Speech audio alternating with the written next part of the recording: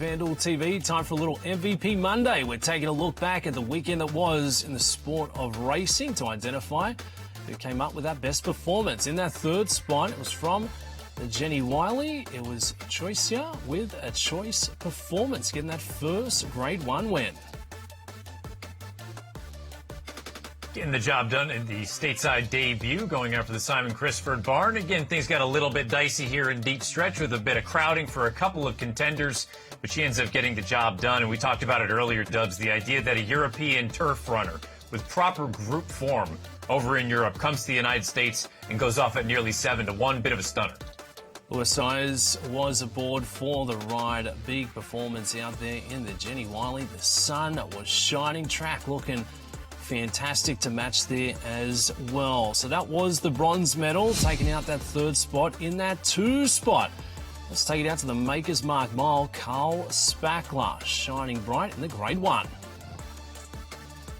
If this is the kind of horse that we're going to see throughout the course of this year, he's going to be an absolute handful wherever he shows up, whether it's Keeneland or later on this year out at Del Mar for the Breeders' Cup Mile. He was spectacular, winning the Maker's Mark Mile at Keeneland. Be very interested to see where they show up next. Big effort here, going back to Friday afternoon. Flavien Prat was aboard for the ride as they hit the lane.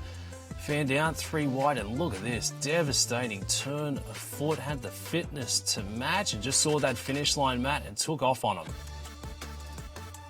Yeah, and again, when you brought up that sort of trip that he had, basically 3-4 wide throughout, Flavien Prat just guiding him in the right direction.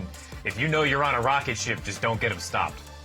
It was enough to take out our 2 spot from the weekend that was MVP Monday. Top gong goes to, surprise, surprise, the Grizzly, the Apple Blossom. We saw Torpedo Anna with another big performance, and as expected at this point in time, Matt.